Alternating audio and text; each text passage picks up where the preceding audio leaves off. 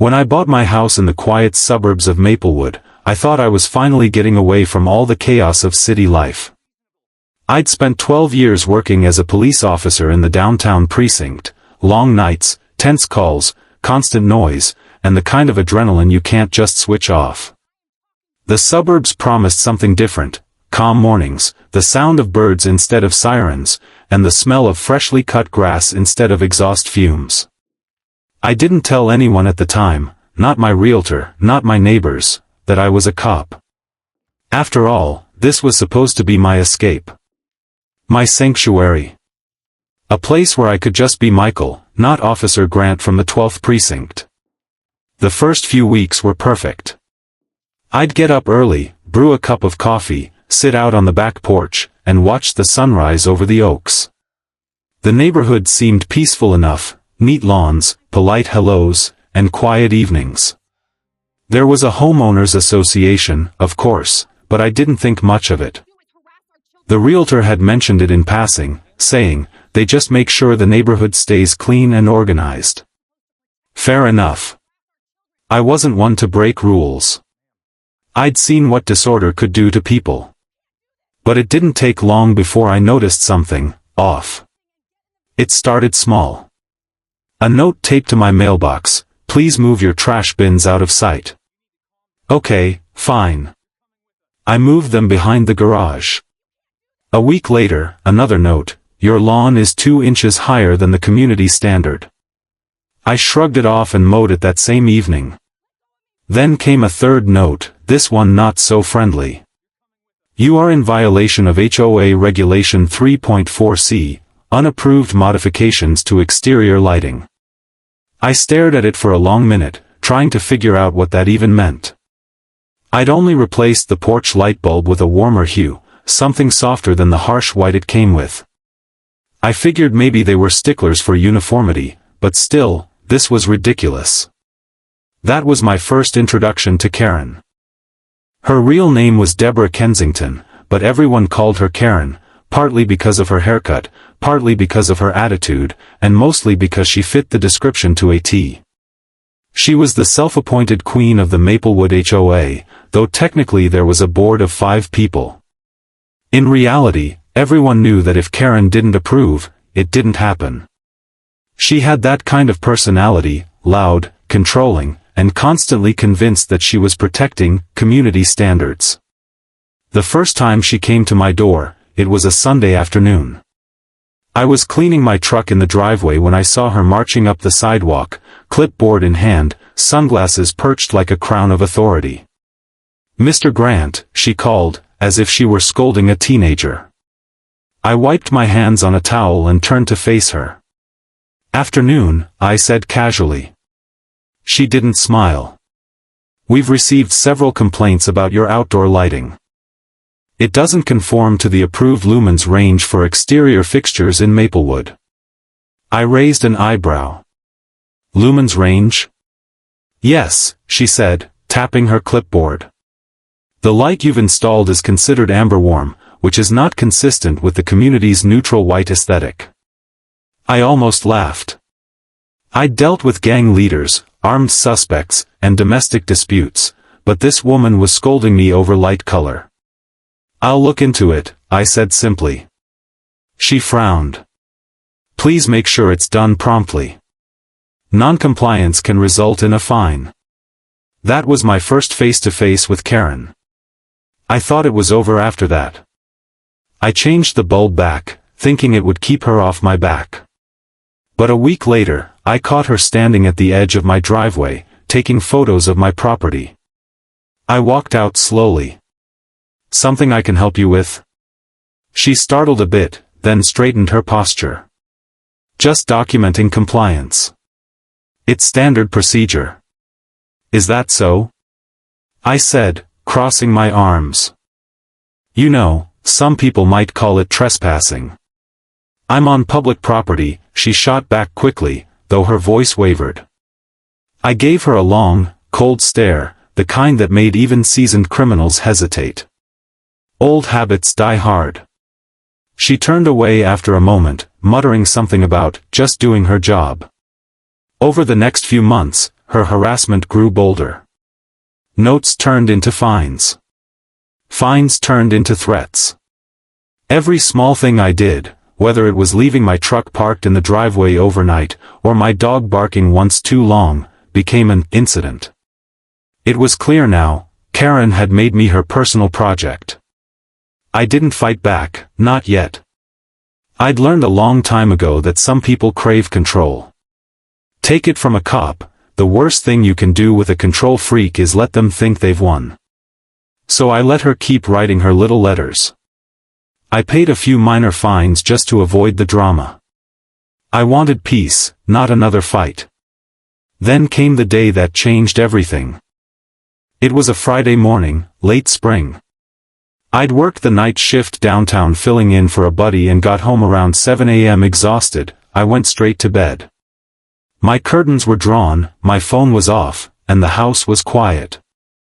Around 10:30, I heard faint noises, creaking, then a door closing. I figured it was just the wind or maybe the mailman. But then came footsteps. Inside. I froze. Every instinct from 12 years on the force kicked in instantly. I reached for my bedside safe, popped it open, and grabbed my service pistol, not to shoot, but to secure the situation. My mind raced. Could it be a burglar? A break-in? Maplewood wasn't exactly crime central, but you never know. I moved quietly through the hallway, my training guiding every step. The creak of a floorboard came from the kitchen. I peeked around the corner, and there she was. Karen. Clipboard in hand. Inside my house. She was walking slowly, inspecting my counters, peering into my living room as if she were on some kind of inspection tour. I stood there for a few seconds in stunned silence, trying to process what I was seeing. She had actually entered my home. No knock. No call. No permission. Nothing. Karen, I said finally, my voice steady but cold. She jumped, spinning around so fast she nearly dropped her clipboard. Oh. Mr. Grant. You startled me. I'll bet, I said. You mind explaining what the hell you're doing in my house? She stammered. I had reason to believe there was a violation regarding interior visibility from the street. Interior visibility? I repeated slowly. That's your excuse for breaking into my home? It's not breaking in. The door was unlocked. That's still trespassing, I said sharply. And you're about 5 seconds away from making it a lot worse. Her face reddened. You don't need to use that tone with me. I'm the HOA president. And I'm a cop, I said quietly, my badge glinting from the chain I'd slipped over my neck. Her eyes widened. She froze like a deer in headlights. I'm giving you one chance, I continued, to step outside before you end up in handcuffs. She opened her mouth, then closed it, trembling slightly. You wouldn't dare, try me. That was all it took. She bolted for the door, muttering something about just doing her job. I followed her out, keeping my tone professional but firm. I called it in. Within 15 minutes, a local patrol car arrived. The officer on duty, Rodriguez, was a good friend of mine.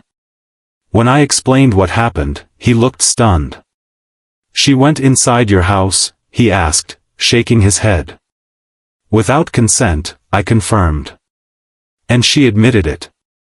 Karen stood by the sidewalk, arms crossed, shaking with indignation. This is absurd. I was acting within my duties as HOA president. Rodriguez calmly replied, Ma'am, entering someone's home without permission is trespassing. Doesn't matter what title you hold. She looked between us, eyes darting nervously. You can't possibly arrest me for this. Rodriguez looked at me, then back at her. Actually, we can. And just like that, the power she thought she had vanished. The clipboard slipped from her fingers as Rodriguez read her rights. The neighbors peeked out from their windows, watching as the self-proclaimed Queen of Maplewood got handcuffed in broad daylight. As she was led to the cruiser, she turned to me, fury in her eyes. "You'll regret this," she shouted. I didn't respond.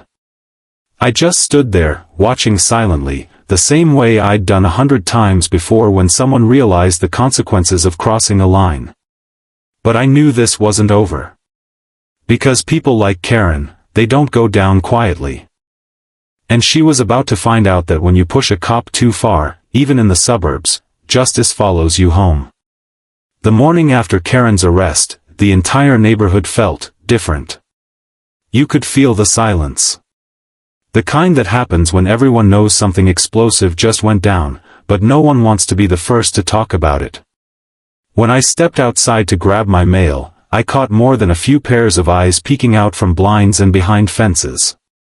It wasn't fear exactly, more like disbelief mixed with curiosity. After all, the infamous HOA president of Maplewood had been arrested, and by one of their own neighbors no less. At first, I wanted to forget about it. I hadn't moved here to make enemies or headlines. But peace in Maplewood wasn't something you could just buy, not with Karen's fingerprints still all over the HOA. Even from a holding cell, she somehow managed to stir chaos. That evening, I got my first taste of it. A formal-looking envelope was taped to my front door, stamped with the HOA logo.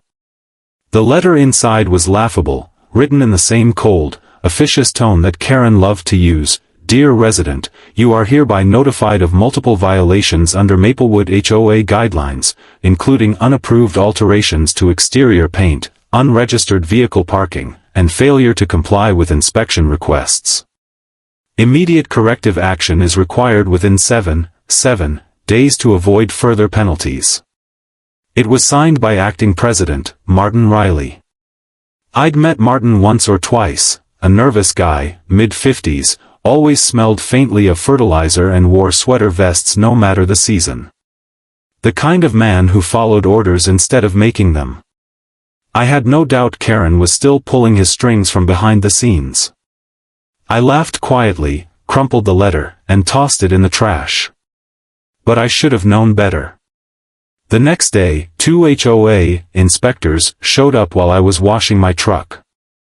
They didn't even have the decency to introduce themselves. They just started walking around my property, taking photos like paparazzi. "Hey!" I called, stepping forward. "What do you think you're doing?" One of them, a balding man with sunglasses too big for his face, turned stiffly. "Routine compliance check." "On whose authority?" "Maplewood HOA," he said flatly. "Got a warrant?" I asked. He blinked. What?" I smirked. "Then you're trespassing. Get off my property." They hesitated for a moment, exchanged glances, then slowly backed away. The moment they were gone, I knew Karen was still orchestrating this circus, manipulating her little army of volunteers to keep the pressure on. I'd seen her type 100 times before. Control freaks always double down when they lose control. That night, I got a text from Rodriguez, the officer who'd made the arrest. "Rodriguez, heads up, man. Karen's lawyer's trying to spin this as a misunderstanding. Claimed she had implied consent to enter because of HOA inspection rights." I stared at my phone for a few seconds, shaking my head. Of course she was twisting it. I replied, let her try. My security cameras say otherwise. Because yes, I had footage. 2 weeks before the incident, I'd installed a discrete camera above my porch and another inside near the entryway. It was mostly for peace of mind, a habit I carried from my years on the force. Those cameras caught everything, her walking right in, looking around, and panicking when I confronted her. I spent the next few days quietly preparing. I didn't plan on going public with the footage, but I knew I might have to if Karen kept escalating. And she did. By Monday, 3 more letters had arrived. Each one more absurd than the last, accusations of non-conforming landscaping, potential noise violations, and even failure to display appropriate mailbox numbering. I didn't know whether to laugh or get angry. But the last letter wasn't funny. It was threatening. Failure to comply with the above actions may result in legal escalation, up to and including forced compliance and property liens. That was it. I'd had enough. I called a meeting. Not an HOA meeting, a neighborhood meeting. I went door to door, personally inviting every homeowner on my street. Most of them were polite but cautious. A few admitted they were tired of the HOA's nonsense too. One older couple told me Karen had fined them for having their grandson's bike in the driveway for more than 24 hours. Another guy said she'd threatened to report him to the city for planting the wrong color tulips. By Thursday evening, about 15 of us were gathered in my backyard, a mix of young families, retirees, and tired parents who all shared one thing: they were sick of Karen. I stood up in front of them, hands in my pockets, speaking calmly. I know most of you already heard what happened last week, I began. I didn't want to bring drama here, but what Karen did, breaking into my home, crossed a line. And the HOA she runs keeps crossing that line every day. There were murmurs of agreement. She's out of control, one woman said. We can't even have Halloween decorations without her complaining. Last month she fined me $150 for leaving my trash can out an extra day, another added. It's insane. I nodded. That's exactly the problem. The HOA isn't supposed to be a dictatorship. It's supposed to serve the residents. Not the other way around. An older man in the back, Hank, I think, spoke up. What can we do about it, though? She's got the whole board in her pocket. That's what she wants you to think, I said. But legally, the board only exists because of the homeowners. We are the HOA. We have the right to call a vote, review records, and remove board members if necessary. That got their attention.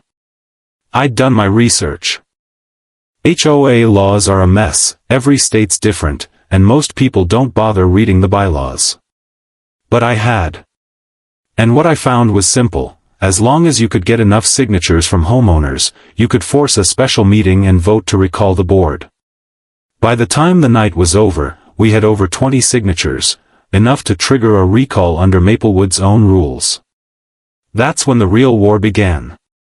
The next morning, Karen showed up again. Not at my door this time, but at the neighborhood park, where she cornered half a dozen residents, waving papers and shouting about lies and manipulation. I stayed at a distance, watching quietly. I didn't need to intervene, she was digging her own grave. Michael Grant is a troublemaker, she yelled, her voice echoing. He's trying to destroy everything we've built here. One of the residents, a guy named Tom, crossed his arms. You mean everything you've controlled here? That hit her like a slap. Her face flushed red. You have no idea how much work I put into this community. And no one asked you to break into people's houses, he shot back. That shut her up. For a moment. She stormed off after that, but I could tell she wasn't done. That evening, I found another envelope on my porch, this one hand-delivered. Inside was a letter from her attorney, full of legal jargon claiming that her entry into my home was a result of procedural misunderstanding and demanding that I cease defamation against her character. I actually laughed out loud. Then I wrote a single-sentence reply: all future communication can go through my attorney. Also, I'll be forwarding your letter to the Maplewood Police Department for review as potential witness intimidation. I sent it off and waited. 3 days later, the HOA held an emergency meeting, open to all residents. Karen was there, of course, standing at the front like a disgraced queen defending her throne. The tension in that room was thick enough to cut with a knife. I sat near the back, watching. She started off with her usual sanctimonious tone. Fellow residents, she began, there has been a lot of misinformation circulating regarding recent events. I want to make it clear that everything I've done has been within the scope of my duties as president of the HOA. My only goal has ever been to maintain our community's integrity. By trespassing into someone's home, a voice interrupted. Murmurs rippled through the room. Karen flinched. That was a misunderstanding, it was a crime, I said calmly, standing up. All eyes turned to me. She glared at me, venom in her stare. You don't belong here, Michael. You're disrupting the peace. Funny, I said. That's what I used to say to people I arrested. Gasps broke out. I took out a small USB drive and held it up. This contains footage from my home security cameras. It shows you entering without consent. It shows you looking around. And it shows you admitting it on camera. She froze. The color drained from her face. I've already given a copy to the police, I continued. And another to the district attorney. The room erupted, whispers, gasps, even applause from a few bold neighbors. That was the moment everything shifted. Karen tried to speak again, but her voice cracked. You can't do this. You're ruining me. No, I said. You did that yourself. That night, I got more messages from neighbors than I could count, people thanking me, sharing their own stories, telling me how relieved they were that someone finally stood up to her. But I also got one message that stood out. It wasn't signed. Just a slip of paper left in my mailbox. Be careful. She's not done with you. I didn't know who sent it. Maybe someone on the inside. Maybe just a neighbor who saw the fire still burning in her eyes that night. Either way, they were right. Because Karen wasn't just angry now. She was vengeful. And the next phase of her retaliation would make trespassing look like a minor inconvenience. If I thought Karen was going to lick her wounds and disappear quietly after that meeting, I was dead wrong. For a few days, Maplewood felt almost normal again. The neighborhood seemed lighter, like everyone could finally breathe without the constant pressure of her oversight. Kids were playing in driveways, someone put up a new basketball hoop, and for the first time in months, no one was worried about Regulation 4.6b or aesthetic consistency. It was peaceful, the kind of peace I'd moved here for in the first place. But peace doesn't last long when someone like Karen is on the losing end. On the fourth morning after the meeting, I woke up to the sound of knocking. It wasn't the polite kind. It was hard, rapid, official. Years of instinct kicked in before I even reached the door. Two uniformed officers stood on my porch. Morning, one of them said, his tone neutral. Mr. Grant? That's me, I replied, keeping my voice calm.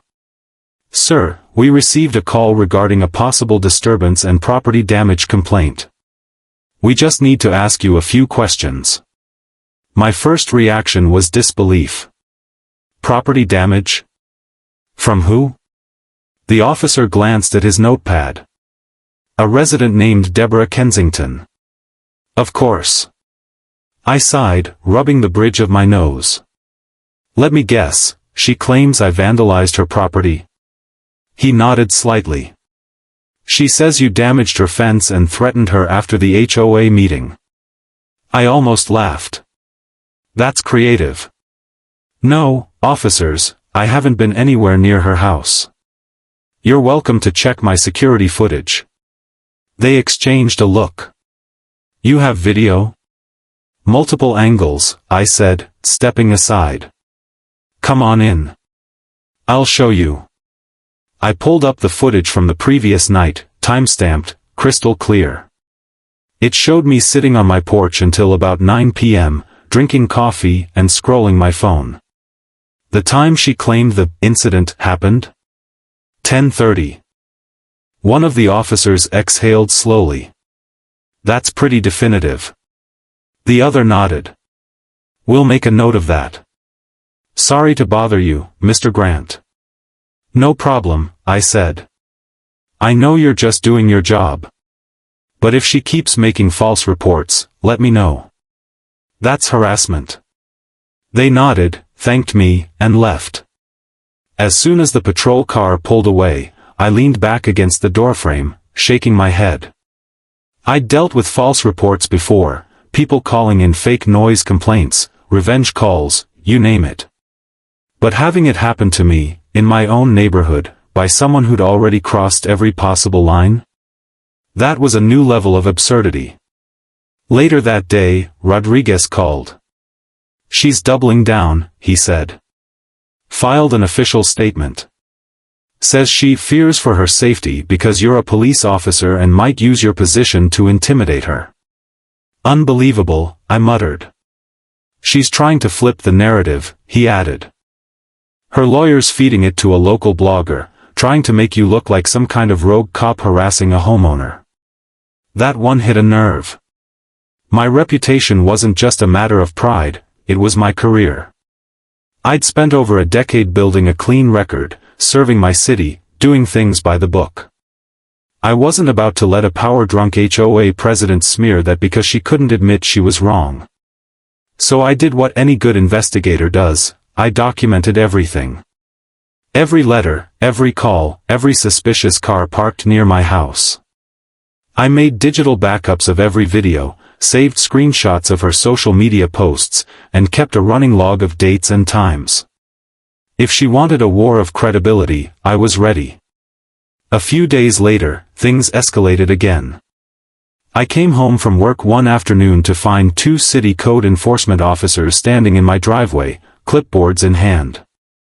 Mr. Grant, one asked. Yeah. We're responding to multiple complaints about potential zoning and safety violations on your property. I actually laughed out loud. Let me guess. The complainant's name starts with a K? They exchanged a knowing glance. We're not at liberty to say, but the complaints included claims about unpermitted construction, hazardous storage, and possible firearm violations. I stared at them for a long moment, stunned at how low she was willing to go. Firearms violations? Are you kidding me? Just following procedure, one said. Mind if we take a look?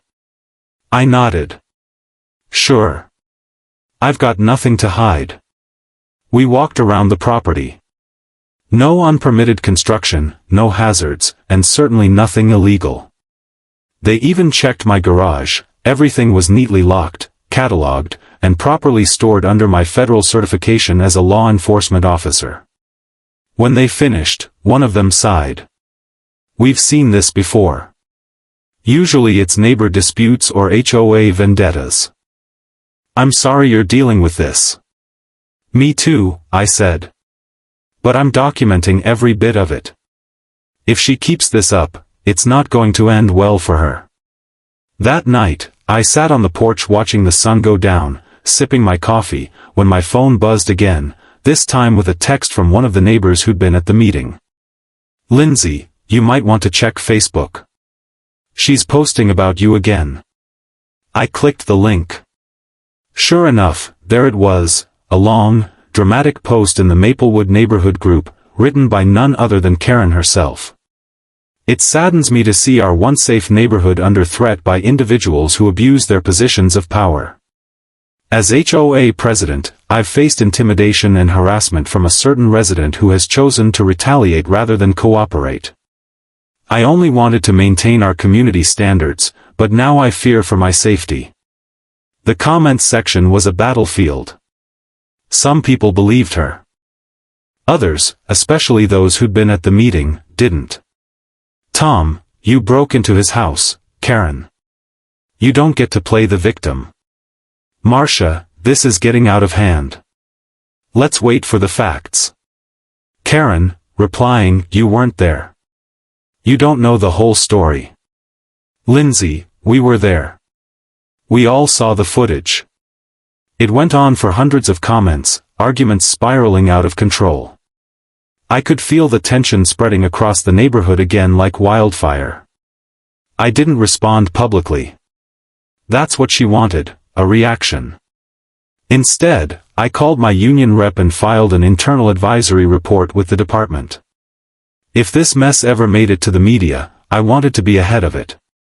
The following week, I started noticing something stranger: cars slowing down in front of my house at odd hours, people taking photos, even a local reporter showing up asking for a comment.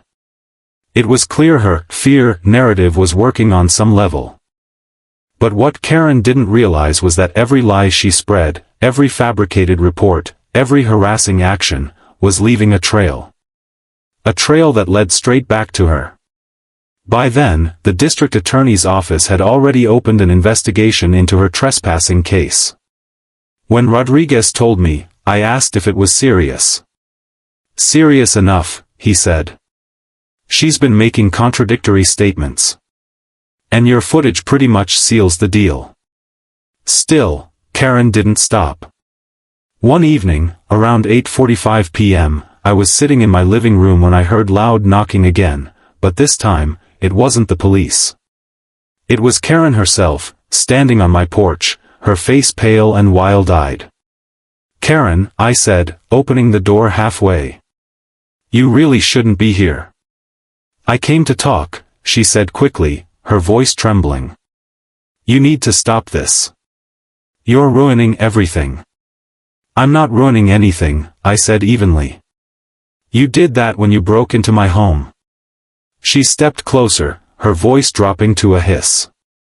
"You think this is over? I made this neighborhood. You'll regret crossing me." That was the last straw. I turned on my porch camera, visibly, and said, "You're on camera, Karen. Leave my property. Now." She froze, her eyes darting to the small red light. Then, without another word, she turned and stormed off. The next morning, I filed an official restraining order.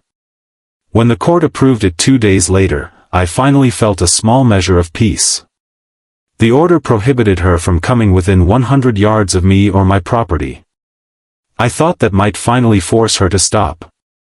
But if Karen was good at one thing, it was finding loopholes. Within a week, her husband, a quiet, submissive man I'd barely seen before, started showing up instead. He'd walk their dog past my house every morning, stopping at the edge of my lawn and just staring. Other times, I'd see him sitting in their car, parked down the street, pretending to read a newspaper. It was harassment by proxy, and it was obvious. I filed another report. The situation had gone from annoying to dangerous. I'd seen enough stalking and retaliation cases to know how fast things could escalate when pride and obsession mixed. Then, one night, I got the call that changed everything again. Rodriguez's voice was serious. "We got a warrant to search Karen's house." "For what?" I asked. "Tampering with evidence. Seems she deleted HOA records, including complaints from other residents she targeted.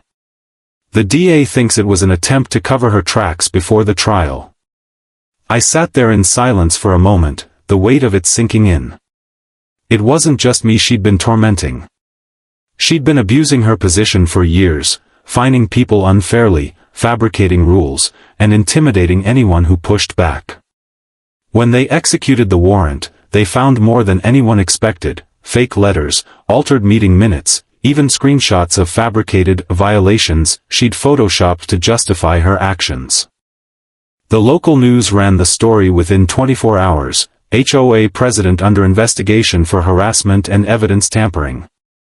I didn't need to say a word. The truth was finally doing the talking. Neighbors who once stayed quiet started coming forward, couples, retirees, single parents, all with their own stories of Karen's tyranny. The HOA's reputation crumbled overnight. Sponsors pulled funding, board members resigned, and within days, the State Housing Authority launched its own review. For the first time since I'd moved to Maplewood, I slept soundly. But even then, deep down, I knew it wasn't completely over. Because people like Karen, the ones who thrive on control and manipulation, rarely go down without one last desperate move. And I could feel it coming. The week after the warrant was executed felt like the calm after a storm, but not the kind that brings peace. It was the eerie quiet that comes before something big happens again.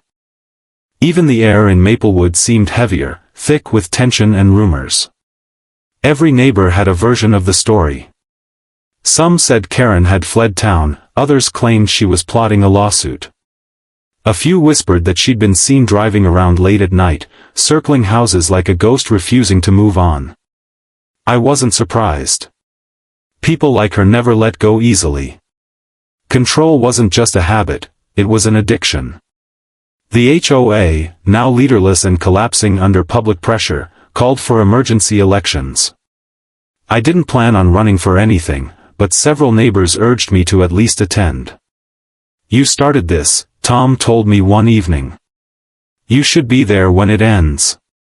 So I went. The meeting was held at the local community center, the same place where Karen had ruled over us for years.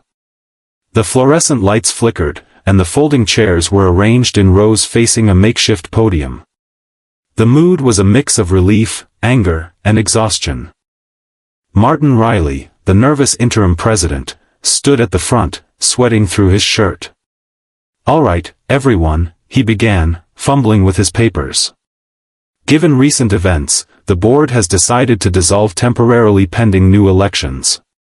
Any nominations?" Hands shot up around the room. People volunteered, neighbors they trusted, longtime residents, even a local schoolteacher.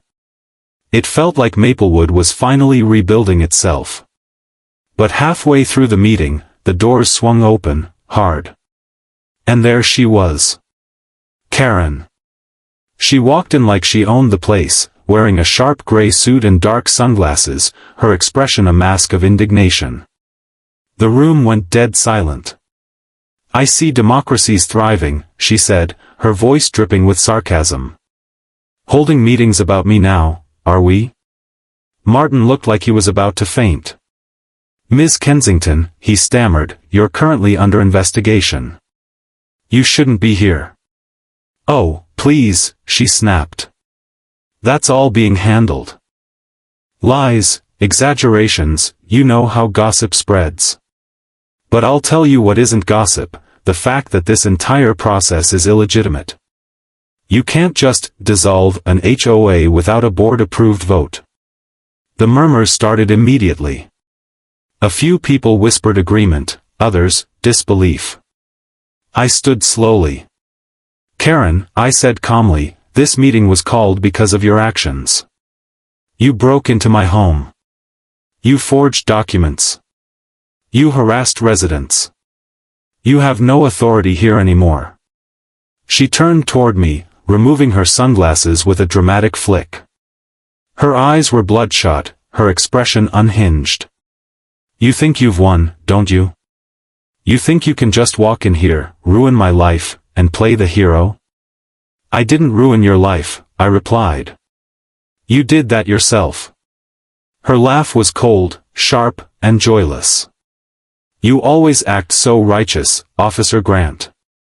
But everyone knows you're hiding something too." The room went quiet again. "What exactly am I hiding?" I asked. She stepped closer, her voice rising. "You think I didn't do my homework? You think I didn't dig into your background? I know about your disciplinary report. That one made me pause. 12 years on the force, and one incident that still haunted me. A justified use of force, cleared by the department but twisted by the media at the time. She must have found the public record." "That's old news," I said. "And it's irrelevant." "Is it?" she sneered. "Because it sure paints a picture of someone who overreacts under pressure." The murmurs grew louder again, tension building like static electricity. I met her stare. "Karen, this isn't about me. This is about the fact that you abused your power. You broke the law. You trespassed. And now you're trying to deflect because you can't stand losing control." Her face twitched, just for a second, the mask cracking. Then she straightened and said coldly, "You'll regret this." Every last one of you will." She turned and stormed out, slamming the doors so hard they rattled the windows. Everyone sat in stunned silence for a few moments before Martin cleared his throat shakily. All in favor of proceeding with the vote?" Every hand went up. That night, Maplewood officially voted to dissolve the existing HOA board and replace it with a temporary resident committee. For the first time in years, people actually smiled walking home. It felt like the neighborhood had finally taken its power back. But that illusion shattered 2 days later. It started with vandalism, small at first. Someone spray-painted "Traitor" across Tom's fence. Another neighbor found their mailbox smashed. A few security cameras mysteriously went offline. Then, one morning, I woke up to find my front window cracked and a dead crow lying on my porch.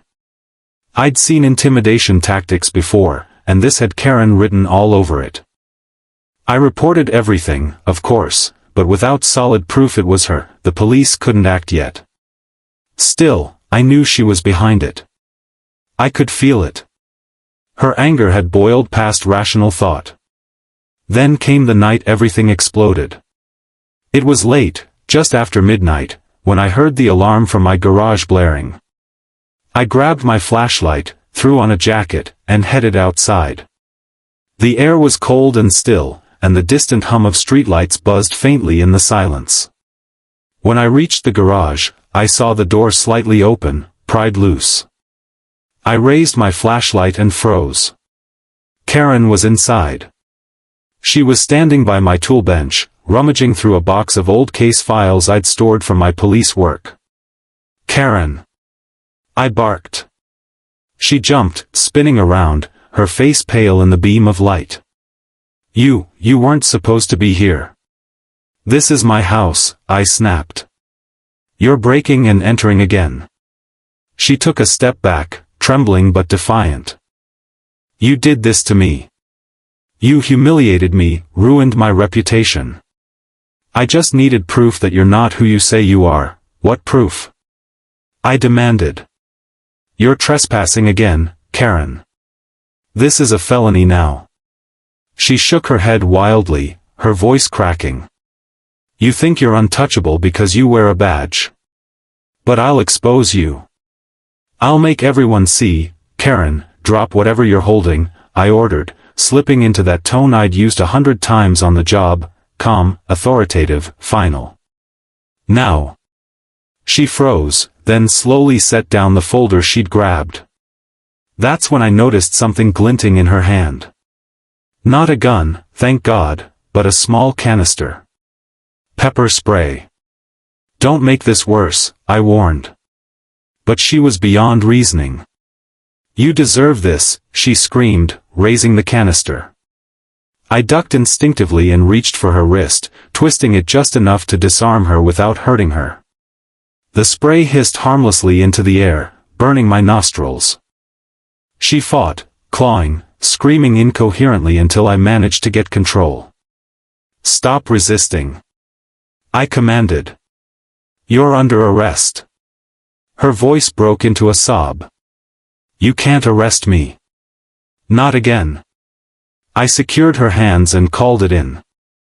Within minutes, the same patrol unit that had come the first time arrived.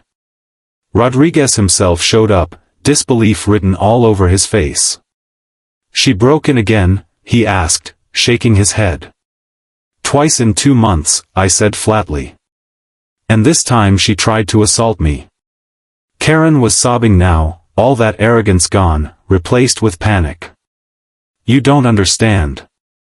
He ruined my life. Everyone hates me.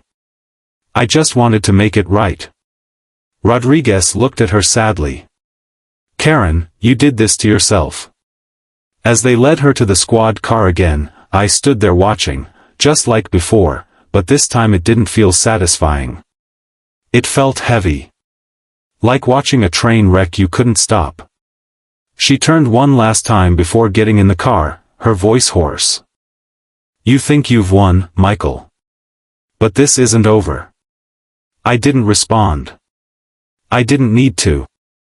After that night, the case against her grew ironclad. Between the footage from my cameras, the witness statements, and her repeated violations, the DA moved forward with multiple charges, including trespassing, harassment, and evidence tampering. The neighborhood changed after that. People started repainting fences, planting flowers, even hosting block parties again. Without Karen breathing down everyone's necks, Maplewood actually felt alive. But even as peace returned, part of me couldn't shake the thought of her final words. "This isn't over." In my experience, those words were rarely idle threats. 2 weeks later, I found out what she meant. A local journalist called, asking for a comment on the leaked police complaint against Officer Michael Grant. My blood ran cold. "What complaint?" I asked. "The one claiming you falsified your report and used excessive force against a civilian," the reporter said. "It was submitted anonymously but references internal documents." Of course. Karen's last move wasn't physical, it was digital. She'd stolen old case files from my garage that night. I realized then what she'd been digging for, not to expose a lie, but to create one. I hung up and immediately contacted Internal Affairs. They'd already received the complaint. I sat in that office the next morning, staring across the table at the investigator, knowing my entire career hung in the balance. But I also knew I had something Karen never did, evidence and truth. Every camera, every timestamp, every file she tampered with traced directly back to her. By the time the investigation wrapped, it was clear she'd forged documents and attempted to impersonate a police informant. The charges piled higher. When I left that meeting, I didn't feel anger anymore. Just closure. Karen had burned everything she touched, her power, her reputation, her credibility, all because she couldn't handle being told no, and in the end, the law caught up with her, just like it always does. But even then, I couldn't help feeling a small twinge of pity. Because for all her chaos and cruelty, I could see what she really was, someone so desperate for control that she destroyed herself trying to keep it. When the trial began, Maplewood buzzed like a town caught between disbelief and relief.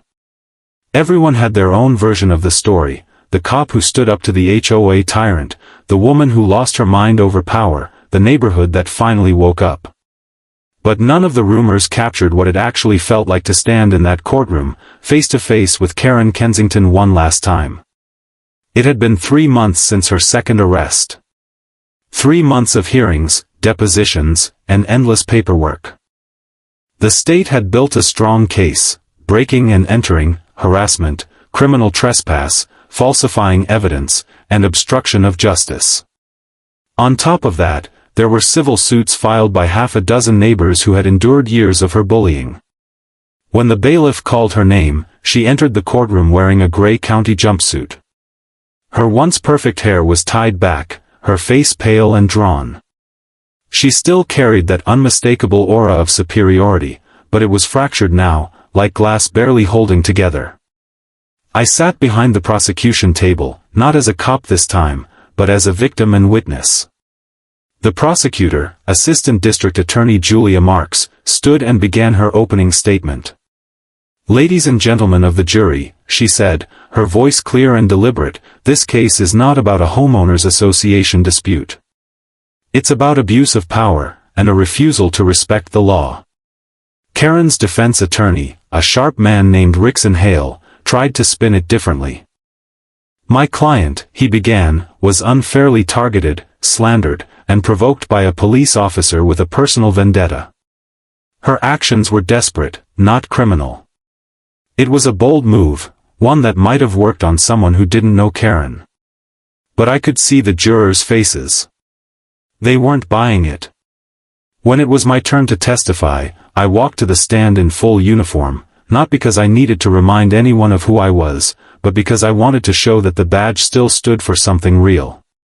I told the truth, from start to finish, how she trespassed into my home, how she tried to fabricate evidence, how she attempted to use my own career against me. I didn't embellish, didn't add drama. I let the facts speak for themselves. The defense tried to rattle me. Officer Grant, Rickson said smoothly, isn't it true that you once faced an internal review for excessive force? Yes, I said evenly. And it was cleared. It had nothing to do with this case. He smirked. But it does paint a picture of a man who doesn't handle conflict well, doesn't it? I met his gaze and replied, it paints a picture of a man who does his job. The courtroom was silent. After that, the prosecution played the home security footage, Karen sneaking into my garage, fumbling with the files, spraying the pepper spray. The sound of her shouting echoed through the room like a haunting confession. When the video ended, Karen looked down at the table, jaw clenched. Her downfall wasn't just in the crimes she committed, it was in the arrogance that made her believe she'd get away with them. Over the next several days, neighbors took the stand, Tom, Mr. Lewis, even Martin Riley. They described years of harassment, petty fines, and psychological games. They told stories of her showing up unannounced, entering backyards without permission, and threatening to call the city over trivial things. By the time the last witness spoke, you could feel the shift in the room. The jury didn't see a misunderstood HOA president anymore, they saw a woman who had turned power into poison. When closing arguments came, Julia's words cut clean and deep. Karen Kensington thought she was above the law. She thought rules applied to everyone else, but not her. And when the people she controlled finally stood up, she doubled down, breaking into homes and trying to destroy reputations. But today, we say enough. Enough intimidation, enough lies, enough abuse. No one, not even an HOA president, is above the law. The jury deliberated for 6 hours. When they returned, the foreman's voice was steady as he read the verdict. Guilty on all counts. Karen didn't cry. She didn't shout. She just sat there, staring ahead like a statue. For the first time since I'd met her, she looked empty. The judge sentenced her to 7 years in state prison, with eligibility for parole after 4. It wasn't the maximum, but it was justice, real, tangible justice. As they led her out, she turned once more, locking eyes with me. There was no hatred this time, no threat, just quiet defeat. Maybe, finally, she understood. Life after the trial was different. Peaceful, almost unnervingly so. The new neighborhood committee replaced the HOA entirely. Instead of fines and citations, we had volunteer weekends, community barbecues, and open discussions. People started helping each other again, cutting lawns for elderly neighbors, repairing fences together, even repainting mailboxes in matching colors. The scars Karen left behind didn't disappear overnight, but they began to fade. Maplewood became what it was always meant to be, a community, not a dictatorship. As for me, I went back to work, but something in me had changed. For years, I'd believed that enforcing the law was about arresting the bad guys and filing the right reports. But this was different. It reminded me that justice isn't just a courtroom word. It's a fight, sometimes messy, sometimes personal, but always worth it. One evening, I was sitting on my porch as the sun dipped below the trees. The air smelled like fresh-cut grass and barbecue smoke. Tom walked over, 2 beers in hand, and handed me one. You know, he said, taking a seat, I didn't think we'd ever get rid of her. I figured people like that always win somehow. Yeah, I said, taking a sip. Me too. But I guess even tyrants can't outrun the truth forever. He laughed softly. The funny thing is, she thought she was protecting this place. In her mind, she probably believed she was doing good. Maybe, I said. But control isn't care. Some people don't know the difference. We sat in silence for a while, listening to the faint hum of crickets. Then Tom said, "You ever think about leaving? Starting somewhere new?" I looked out over the lake, the same one where I'd spent countless mornings since buying the house. The water shimmered under the fading light, calm and steady. "Not anymore," I said. "I used to think this place was cursed. But now, it feels like home." He nodded. "You earned it, man. You really did." A few months later, I got a letter. It came in a plain white envelope, no return address, postmarked from a state correctional facility. I knew who it was before I opened it. The handwriting was neat, deliberate, Karen's. Inside was a short note, written in blue ink. "Officer Grant, I suppose you'll be surprised to hear from me. I've had a lot of time to think in here, about what happened, about what I did. For a while, I blamed everyone but myself. But I see now that I lost sight of what mattered. I thought rules could fix people. They can't. I don't expect forgiveness, and I don't deserve it. But I wanted you to know that you were right. You were just doing your job. Maybe, in some strange way, you saved me from myself." Karen Kensington. I read it twice. Then I folded it and put it away in a drawer, unsure what to feel. Forgiveness wasn't easy, especially for someone who had made my life hell. But part of me hoped that maybe, behind all that pride and control, she'd finally learned something real. Time passed. Seasons changed. Maplewood grew into a real community, not perfect, but alive. We built a neighborhood watch program, organized park cleanups, even held a fundraiser to replace the broken playground equipment. Kids played outside again. People waved when they drove by. Every time I walked through the neighborhood now, I saw pieces of what we'd rebuilt, a fence repainted, a garden blooming, laughter echoing down the streets that once felt hostile. Sometimes I'd glance at Karen's old house, still empty and up for sale. The "for sale" sign was sun-faded now, leaning slightly to one side. But it didn't feel like a scar anymore, just a reminder of how far we'd come. On the one-year anniversary of the trial, the local newspaper ran a story titled, "From Control to Community, How One Neighborhood Reclaimed Its Freedom." They interviewed a few of us, and I said something I hadn't realized I believed until it came out of my mouth: power doesn't corrupt by itself. Fear does. People get so afraid of losing control that they'll destroy everything around them trying to keep it. But when you stop trying to control everything, when you just trust people, that's when you find peace. The reporter smiled. "That's quite a quote, Officer Grant." I smiled back. Just a lesson learned the hard way. That night, as the sky turned golden and the lake reflected the fading sun, I stood on the same dock where everything had begun, the same place I'd once stood wondering if I'd made a mistake moving here. But now, the air was still, calm, full of laughter from distant yards. I closed my eyes and breathed it in, peace, real and earned. Because sometimes justice isn't about punishment. It's about restoration, about rebuilding what was broken. And for the first time in a long time, Maplewood didn't feel like a battleground anymore. It felt like home.